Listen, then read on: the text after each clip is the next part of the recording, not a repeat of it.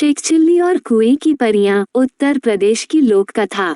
Sheikh chilli और कुएं की परियां। एक गांव में एक सुस्त और कामचोर आदमी रहता था।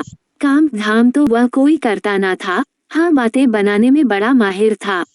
इसलिए लोग उसे शेख चिल्ली कहकर पुकारते थे। शेख चिल्ली के घर की हालत इतनी खराब थी कि महीने में 20 दिन चूल्हा नहीं जल पाता था। शेख चिल्ली की बेवकूफी और सुस्ती की सजा उसकी बीवी को भी भुगतनी पड़ती और भूखे रहना पड़ता। एक दिन शेख चिल्ली की बीवी को बड़ा गुस्सा आया। वो बहुत बिगड़ी और कहा, अब मैं तुम्हारी कोई भी बात नहीं सुनना चाहती। चाहे जो कुछ करो, लेकिन मुझे तो पैसा चाहिए। जब तक तुम कोई कमाई करके नहीं लाओगे, मैं घर में नहीं घुसने दूंगी। ये कहकर बीवी ने शेख चिल्ली को नौकरी की खोज में जाने को मजबूर कर दिया। साथ में रास्ते के लिए 4 रूखी सूखी रोटियां भी बांध दी। साग सालन कोई था ही नहीं, देती कहां से। इस प्रकार शेख चिल्ली को न चाहते हुए भी नौकरी की खोज में निकलना पड़ा। शेख चिल्ली सबसे पहले अपने गांव के साहूकार के यहाँ गए।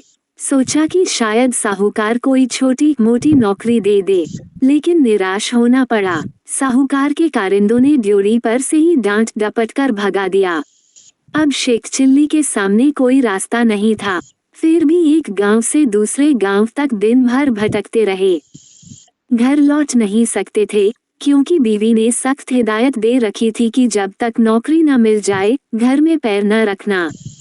दिन भर चलते चलते जब शेख चिल्ली थककर चूर हो गए तो सोचा कि कुछ देर सुस्ता लिया जाए। भूख भी जोरों की लगी थी, इसलिए खाना खाने की बात भी उनके मन में थी। तभी कुछ दूर पर एक कुआं दिखाई दिया। शेख चिल्ली को हिम्मत बंधी और उसी की ओर बढ़ चले। कुएं के चबूतरे पर बैठकर शेख चिल्ली ने बीवी की दी हुई रोटियों की पोटली खोली। उसमें 4 रूखी सूखी रोटियां थीं। भूख तो इतनी जोर की लगी थी कि उन चारों से भी पूरी तरह न बुझ पाती। लेकिन समस्या ये भी थी कि अगर चारों रोटियों आज ही खा डाली तो कल परसों या उससे अगले दिन क्या करूंगा, क्योंकि नौकरी खोजे बिना घर घुसना नामुमकिन था। इसी सोच विचार में शेख चिल्ली बार बार रोटियां गिनते और बार बार रख देते। समझ में नहीं आता कि क्या किया जाए। जब शेख चिल्ली से अपने आप कोई फैसला ना हो पाया तो कुएं के देव की मदद लेनी चाहिए। वह हाथ जोड़कर खड़े हो गए और बोले, हे बाबा, अब तुम ही हमें आगे रास्ता दिखाओ। दिन भर कुछ भी नहीं खाया है। भूख तो इतनी लगी है कि चारों को खा जाने के बाद भी शायद ही मिट पाए। लेकिन अगर चारों को खा लेता हूँ तो आगे क्या करूँगा। मुझे अभी कई दिनों यहीं आसपास भटकना है। इसलिए हे कुआं बाबा, अब तुम ही बताओ कि मैं क्या करूं। 1 खाऊं, 2 खाऊं, 3 खाऊं, चारों खा जाऊं। लेकिन कुएं की ओर से कोई जवाब नहीं मिला।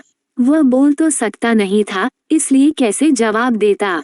उस कुएं के अंदर 4 परियां रहती थीं।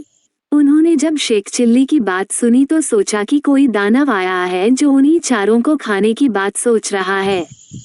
इसलिए तय किया कि चारों को कुएं से बाहर निकालकर उस दानव की विनती करनी चाहिए, ताकि वो उन्हें न खाए।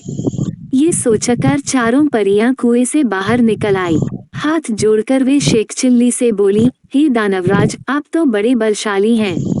आप व्यर्थ ही हम चारों को खाने की बात सोच रहे हैं। अगर आप हमें छोड़ दें तो हम कुछ ऐसी चीजें आपको दे सकती हैं जो आपके बड़े काम आएंगी। परियों को देखकर वह उनकी बातें सुनकर शेख चिल्ली हक्के बक्के रह गए। समझ में न आया कि क्या जवाब दे, लेकिन परियों ने इस चुप्पी का यह मतलब निकाला कि उनकी बात मान ली गई। इसलिए उन्होंने एक कठपुतला व एक कटोरा शेख चिल्ली को देते हुए कहा, हे दानवराज, आपने हमारी बात मान ली, इसलिए हम सब आपका बहुत बहुत उपकार मानती हैं। साथ ही अपनी ये 2 तुच्छ भेंटें आपको दे रही हैं। ये कठपुतला हर समय आपकी नौकरी बजाएगा। आप जो कुछ कहेंगे करेगा, और यह कटोरा वह हर एक खाने की चीज आपके सामने पेश करेगा जो आप इससे मांगेंगे। इसके बाद परियां फिर कुएं के अंदर चली गई। इस सबसे शेख चिल्ली की खुशी की सीमा न रही। उसने सोचा कि अब घर लौट चलना चाहिए, क्योंकि बीवी जब इन दोनों चीजों के करतब देखेगी तो फूली न समाएगी। लेकिन सूरज डूब चुका था और रात घिर आई थी, इसलिए शेख चिल्ली पास के एक गांव में चले गए और एक आदमी से रात भर के लिए अपने यहाँ ठहरा लेने को कहा। ये भी वादा किया कि इसके बदले में वह घर के सारे लोगों को अच्छे अच्छे पकवान व मिठाइयाँ खिलाएंगे। वह आदमी तैयार हो गया और शेख चिल्ली को अपनी बैठक में ठहरा लिया। शेख चिल्ली ने भी अपने कटोरे को निकाला और उसने अपने करतब दिखाने को कहा। बात की बात में खाने की अच्छी अच्छी चीजों के ढेर लग गए।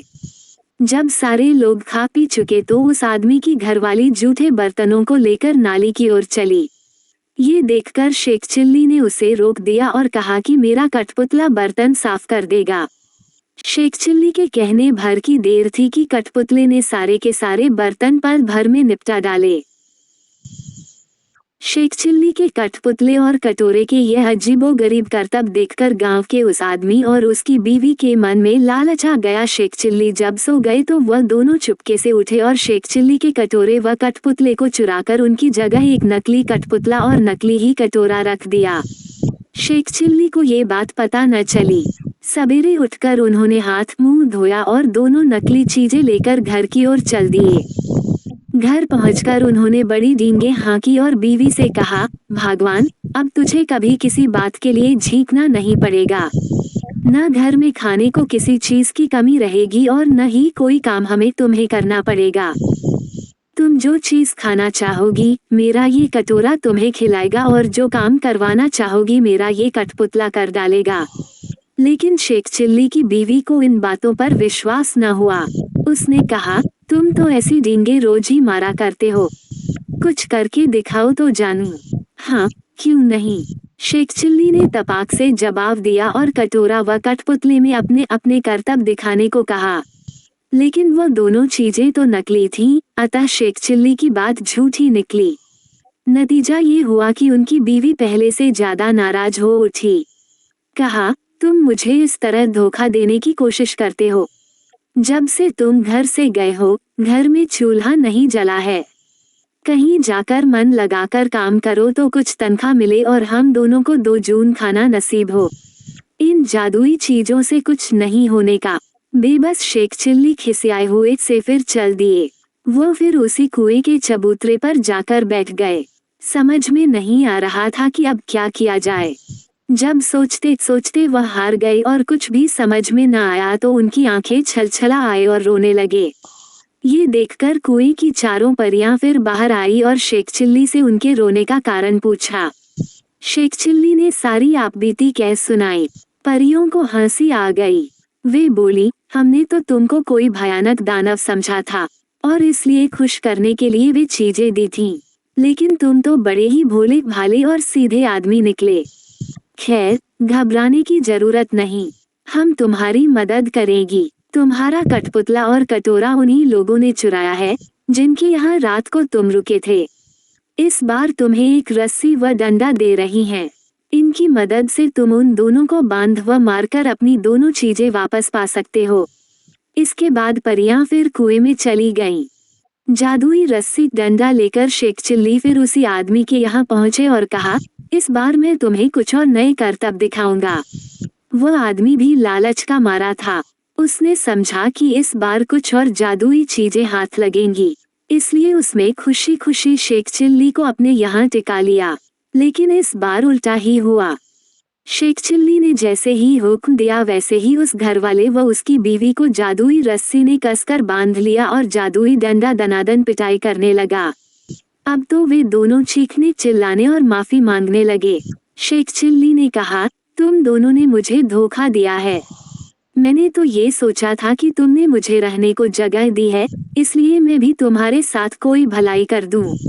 लेकिन तुमने मेरे साथ उल्टा बर्ताव किया, मेरे कठपुतले और कटोरे को ही चुरा लिया।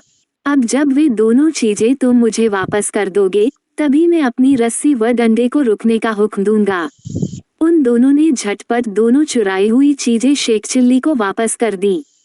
ये देखकर शेख चिल्ली ने भी अपनी रस्सी व डंडे को रुक जाने का हुक्म दे दिया।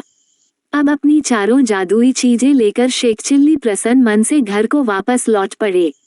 जब बीवी ने फिर देखा कि शेख चिल्ली वापस आ गए हैं तो उसे बड़ा गुस्सा आया। उसे तो कई दिनों से खाने को कुछ मिला नहीं था, इसलिए वह भी झुंझलाई हुई थी।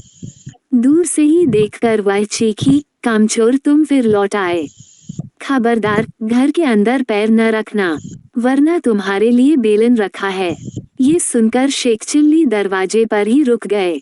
मन ही मन उन्होंने रस्सी व डंडे को हुक्म दिया कि वे उसे काबू में करें। रस्सी और डंडे ने अपना काम शुरू कर दिया। रस्सी ने कसकर बांध लिया और डंडे ने पिटाई शुरू कर दी। ये जादुई करतब देखकर बीवी ने भी अपने सारे हथियार डाल दिए और कभी वैसा बुरा बर्ताव न करने का वादा किया। तभी उसे भी रस्सी व डंडे से छुटकारा मिला। अब शेख चिल्ली ने अपने कठपुतले व कटोरे को हुक्म देना शुरू किया। बस फिर क्या था, कठपुतला बर्तन भाड़े व जिन जिन चीजों की कमी थी झटपट ले आया और कटोरे ने बात की बात में नाना प्रकार के व्यंजन तैयार कर दिया।